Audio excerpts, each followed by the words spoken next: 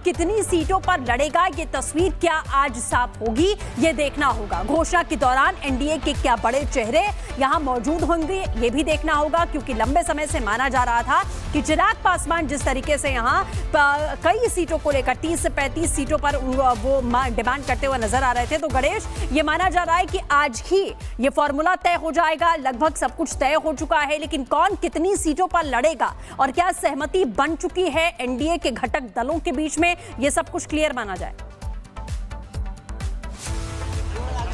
देखिए, फॉर्मूला तो लगभग तय हो चुका है। कौन कितनी सीटों पर लड़ेगा, कहां से लड़ेगा, उसको लेकर पूरी तरीके से बात तो सहमति बन चुकी है। रही बात घोषणा की, जो बात हमें जो जानकारी मिल रही है तो आज शाम तक या कल सुबह तक ही पूरी तरीके से घोषणा हो जाएगी। और रही बात सबसे ज्यादा सीट जिस तरीके से हम लगातार देख रहे हैं बिहार में जेडीयू का, इस बार जो जानकारी मिल रही है 101 सीट पर जेडीयू चुनावी मैदान में उतर सकती है, करीब 100 सीट पर बीजेपी उतर सकती है। अब रही बात घोषणा की, तो शाम तक कयास लगा जा रही है, क्या शाम या कल सुबह तक हो जाएगी।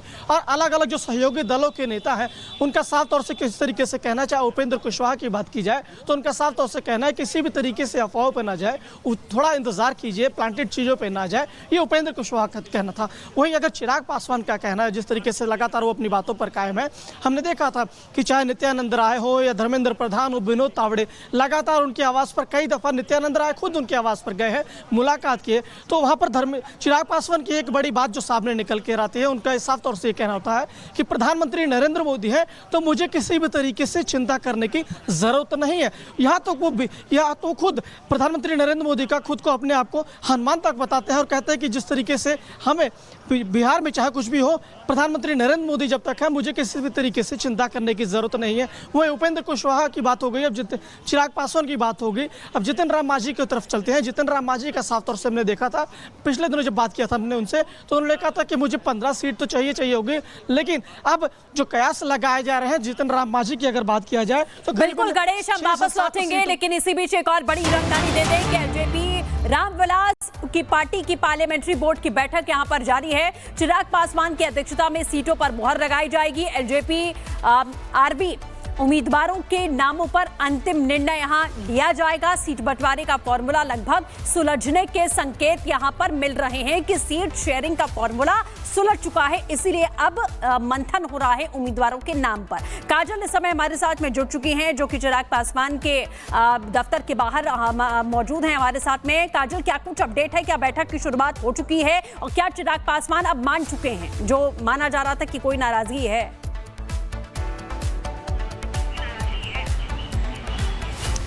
जी बिल्कुल, यहाँ पर संसदीय बोर्ड की बैठक अब शुरू हो चुकी है। चिराग पासवान जस्ट पहुँचे हुए हैं अपने जो पार्टी ऑफिस है उनका नॉर्थ एवेन्यू में, वहाँ पर, और ऐसे में माना ये जा रहा है कि अब ये बैठक शुरू हो गई है और ऐसे में जो सीट बंटवारे को लेकर फॉर्मूला था वो कहीं ना कहीं आज साफ हो जाएगा। और ऐसे में ये बैठक के बाद ये पता चलेगा कि किसको कितनी सीटें मिली हैं। क्या चिराग पासवान की तरफ से जिस तरीके से 30 से 40 सीटों की मांग की जा रही थी वो उनको मिली है, या फिर 25 से 26 सीटों पर उनको संतुष्टि करनी पड़ेगी। तो ये बैठक कहीं ना कहीं आज महत्वपूर्ण है और पूरे दिन अगर दिल्ली की हम बात करें तो बैठकों का दौर जारी रहने वाला है। चाहे हम राष्ट्रीय अध्यक्ष जेपी नड्डा के आवास पर जो बैठक चल रही है उसकी बात करें, चाहे चिराग पासवान के पार्टी ऑफिस में जो नॉर्थ एवेन्यू में पार्टी ऑफिस है दिल्ली में वहाँ की बात करें, तो हर जगह पर इस वक्त जो है वो बैठक चल रही है। और ऐसे में शाम तक तस्वीरें कहीं ना कहीं साफ हो जाएंगी कि किसके पाले में कितनी सीटें आई हैं और कहाँ से कौन किसका उम्मीदवार होगा। तो इस बैठक पे सबकी नज़रें हैं और शाम तक ये जो तस्वीरें हैं वो साफ होती हुई नजर आएंगी कि किसको कितनी सीटें आखिर मिली हुई हैं। क्या जिन्होंने जितनी मांग की थी उनको वो सीटें मिली हुई हैं या उसका आधा या उससे भी कम में लोगों को संतुष्टि करनी पड़ेगी। तो ये बैठकें जो हैं आज दिल्ली में वो पूरे दिन चलने वाली हैं और ऐसे में शाम तक ये पिक्चर पूरी तरीके से क्लियर हो जाएगी कि किसके पाले में कितनी सीटें आई हुई हैं। बिल्कुल काजल, जैसा आपने कहा कि किसके पाले में आखिरकार कितने ही सीटें आने वाली हैं ये देखना होगा, क्योंकि चिराग पासवान भी 30 से 35 सीटों की बात पर अड़े हुए थे। अब कितने पर सहमति बन गई, क्योंकि उन्होंने कहा कि प्रधानमंत्री मोदी है तो हमें किसी प्रकार की चिंता करने की जरूरत नहीं है। लेकिन उपेंद्र कुशवाहा की बात करें तो उन्होंने सस्पेंस जरूर बरकरार रखा है। वो पोस्ट करके जो एक्स पर उन्होंने पोस्ट किया और साफ तौर पर यह कहने की कोशिश की, ये बताने की यहाँ पर कोशिश की कि अभी बातचीत यहाँ चल रही है, खबरें प्लान की जा रही हैं, तो ये गलत है। इस तरीके की कुछ बातें उन्होंने की हैं। हालांकि शाम तक सब कुछ क्लियर हो जाएगा। तो एनडीए में सीट शेयरिंग को लेकर बात बनती हुई नजर जरूर आ रही है। जिस तरीके से बैठकों का सिलसिला जारी है, एक तरफ चिराग पासवान बैठक कर रहे हैं, एक तरफ जेपी नड्डा के आवास पर बड़ी बैठक चल रही है। जेडीयू 101, बीजेपी 100 सीटों पर चुनाव लड़ेगी। ये सूत्रों के हवाले से अभी गणित सामने आ रहा है। सूत्र ये बता रहे हैं कि ऐसा फॉर्मूला तय हो सकता है। जेडीयू 101 और बीजेपी 100 सीटों पर चुनाव लड़ने वाली है। एलजेपी की बात करें जो 35 सीटें मांग रही थी, 26 पर संतोष करना पड़ेगा। और हम की बात करें तो 7 सीटों पर यहां उम्मीदवार उतारा जाएगा। उपेंद्र कुशवाहा की पार्टी की बात करें तो 6 सीटों पर वो चुनाव लड़ सकते हैं। यह फॉर्मूला अभी सामने आया। गणेश का रुख करते हैं जो कि हमारे साथ लगातार बने हैं। गणेश, सूत्रों के हवाले से जो सीट शेयरिंग का फॉर्मूला सामने आ रहा है, वहां एलजेपी को 27 सीटें मिलती हुई दिखाई दे रही हैं। यानी कि 35 से 27 पर चिराग पासवान को संतोष करना पड़ेगा अगर इसी तरीके का फॉर्मूला है तो। देखिए, बिहार विधानसभा के चुनाव को लेकर जिस तरीके से तारीख की घोषणा हुई तो सभी को इंतजार था कि एनडीए के जो सहयोगी दल है इस बार कौन कितनी सीटों पर लड़ेगा। तो सभी को यानी कयासों का बाजार भी गर्म हो चुका। अब जो दूसरी तरफ चलते हैं, तस्वीरें जो जानकारी जो आ रही है कि कौन कितनी सीटों पर लड़ेगा। जानकारी मिल रही है कि जेडीयू 101 सीट पर चुनाव लड़ सकती है, बीजेपी 100 सीट पर, एलजेपी जो रामविलास पासवान यानी चिराग की जो पार्टी है करीबन 26 सीटें पर चुनाव लड़ सकते हैं, जो 30 से 40 सीट मांगते हुए नजर आ रहे थे। वहीं जीतन राम मांझी की जो पार्टी है हम वो करीबन कहा जा रहा है कि 7 सीट उन्हें मिल सकती है।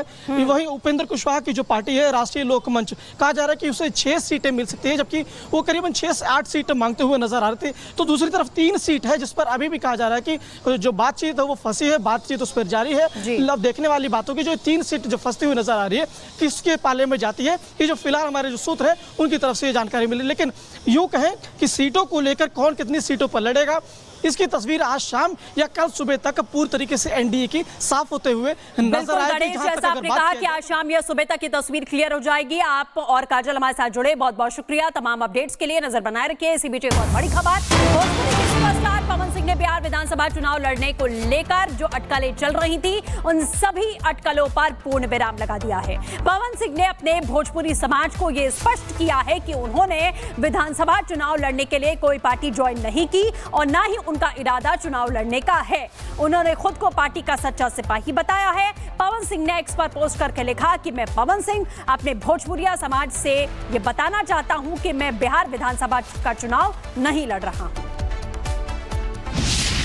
तो बिहार चुनाव को लेकर बीजेपी की तैयारी जोर शोर से चल रही है, जिसकी झलक बीजेपी के बनाए जा रहे मीडिया वॉर रूम में दिख रही है। होटल चाणक्य में हाईटेक वॉर रूम तैयार किया जा रहा है, जिसमें प्रेस कॉन्फ्रेंस से लेकर मीडिया मॉनिटरिंग और लाइव की भी पूरी तैयारी की गई है। वहीं से आपको एक रिपोर्ट दिखाते हैं। बिहार में चुनावी सरगर्मी तेज हो चुकी है। सीट शेयरिंग और उम्मीदवारों को लेकर तो मंथन का अलग दौर चल रहा है, लेकिन पार्टी अपनी अपनी तैयारियों में भी जुट गई है। बीजेपी की क्या तैयारी है ये आपको दिखाते हैं मीडिया सेंटर और वॉर रूम की तस्वीर। पटना में होटल चाणक्य के बगल में ये परिसर में ही ये मीडिया सेंटर तैयार किया गया है बीजेपी की तरफ से। और देखिए यहाँ पर अलग अलग पोस्टर और बैनर के ज़रिए यहाँ आप जब आएंगे एंट्री करेंगे तो सबसे पहले लिखा होगा media centre Bharatiya Janata party, और जो स्लोगन है रफ्तार पकड़ चुका बिहार फिर से एनडीए सरकार। तमाम वो तस्वीरें पीएम मोदी की और उनके सहयोगियों की, नीतीश कुमार हैं, उपेंद्र कुशवाहा हैं, चिराग पासवान हैं, जीतन राम मांझी हैं। इधर ये तस्वीर दिखाइए, तो यानी मैसेज भी देने की कोशिश की एनडीए एकजुट है। और अलग अलग रंग आपको देखने को मिलेगा। फिर आप जब इस हॉल में एंटर करते हैं तो प्रेस कॉन्फ्रेंस जो किया जाएगा। अब यहाँ से प्रेस कॉन्फ्रेंस तमाम जो बड़े नेता है वो प्रेस कॉन्फ्रेंस यहाँ पर करेंगे। ये एक सेक्शन बनाया गया है, ये अलग सेक्शन बनाया गया है जहाँ पर कुछ लोग अगर खाने पीने की व्यवस्था है तो वो यहाँ पर की जा सकती है, पानी पीने की व्यवस्था। ये मीडिया सेंटर और हर जगह तस्वीरें देखिए, हर जगह पोस्टर जो बड़े बड़े हैं, उस पोस्टर में जो तमाम जो ऐलान किए गए हैं जो नीतीश सरकार की तरफ से हाल के दिनों में पिछले 3 महीनों में जो महिलाओं, युवाओं, किसानों के लिए अलग अलग ऐलान, बिहार में 125 यूनिट बिजली मुफ्त या बुजुर्ग विधवा दिव्यांग पेंशन को लेकर या फिर युवाओं को लेकर या महिलाओं को लेकर तमाम जो ऐलान है वो किए गए हैं। ये बैठने की व्यवस्था। अब आपको वॉर रूम लिए चलते हैं।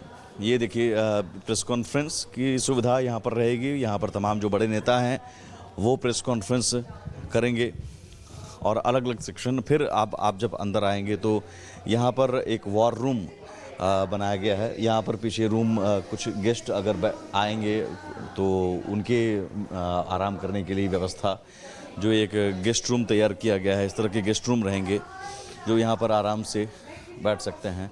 और इसके अलावा इधर वॉर रूम आपको दिखाते हैं, जहाँ से पूरी निगरानी की जाएगी कि कहाँ क्या चल रहा है, कौन सी खबरें आ रही हैं, किस तरह के बयान आ रहे हैं।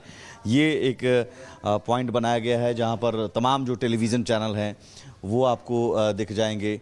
और देखिए यहाँ अलग अलग चैनल के ज़रिए ये निगरानी की जाएगी कि विपक्ष के नेता ने क्या कहा, कहाँ से कौन बयान आ रहा है,